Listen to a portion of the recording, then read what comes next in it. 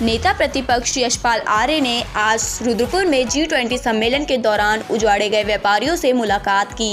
उन्होंने कहा कि प्रशासन ने 125 दुकानों को ध्वस्त कर सैकड़ों परिवारों को सड़क पर लाकर खड़ा कर दिया है, लेकिन कांग्रेस इन व्यापारियों के साथ है और सरकार को मानवता के नाते इनके पुनर्वासन के लिए पहल करनी चाहिए। पिछले दिनों G20 सम्मेलन के चलते प्रशासन और NH ने रुद्रपुर बस स्टैंड के सामने स्थित लोहिया मार्केट को ध्वस्त कर दिया था। आज नेता प्रतिपक्ष आर्य ने इस स्थान का दौरा कर प्रभावित व्यापारियों से मुलाकात की। उन्होंने कहा कि कांग्रेस व्यापारियों के साथ है और पार्टी इस मुद्दे पर मुख्यमंत्री पुष्कर सिंह धामी से मुलाकात कर व्यापारियों के पुनर्वास की मांग करेगी। उन्होंने कहा कि सरकार को मानवीय पहलू को ध्यान में रखते हुए प्रभावित व्यापारियों के पुनर्वास की व्यवस्था करनी चाहिए। नेता प्रतिपक्ष ने सर्किल, बिजली और पानी की दरों में बढ़ोतरी को लेकर भी प्रदेश सरकार पर सवाल खड़ा किया है। दुर्गेश तिवारी की रिपोर्ट, RTV रुद्रपुर। के नाम पर 125 दुकानों को ध्वस्त कर दिया गया और 125 परिवार हैं जो आज सड़क पर अपने न्याय की गुहार लगा रहे हैं।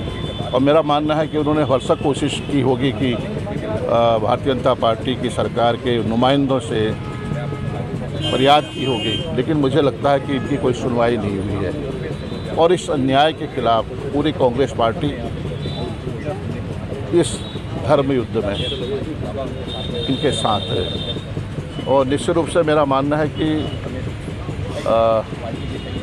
सरकार ने एक तरफ इनका ध्वस्तीकरण किया है, दुकानों का नामो निशान मिट गया है, और दूसरी तरफ देखने को मिल रहा है कि जो शराब की दुकानें हैं उसी दायरे में आती हैं, आसपास की दुकानें हैं वो भी उसी दायरे में आती हैं, जिस दायरे में इनको समूचे रूप से ख़त्म कर दिया गया। ये दोहरा मापदंड क्यों है?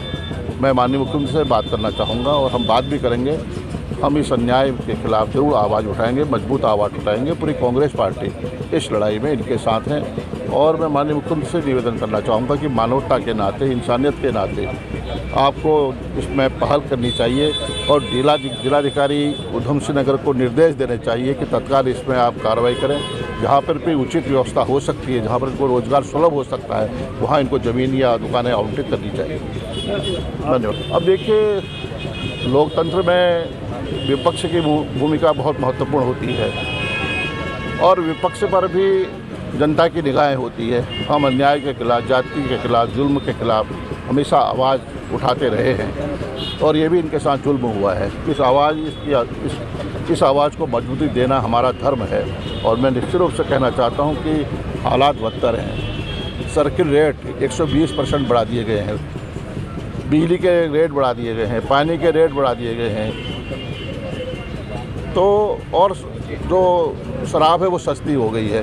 किताब, कॉपियाँ, पुस्तकें, उनके रेट बढ़ गए हैं। ये निश्चित रूप से जो मिडिल क्लास है, जो लोअर क्लास है, उसका बोझ, इस बढ़ोतरी का बोझ निश्चित रूप से इन पर पड़ना है। महंगाई, भ्रष्टाचार, बेरोजगारी आज का मुद्दा है और हमने पूरी ईमानदारी के साथ इस मुद्दों को सदन में भी उठाया है और सड़क में भी इस लड़ाई को लड़ा है। और आगे भी हम विपक्ष के एक प्रतिनिधि होने के नाते, विपक्ष में होने के नाते मजबूती से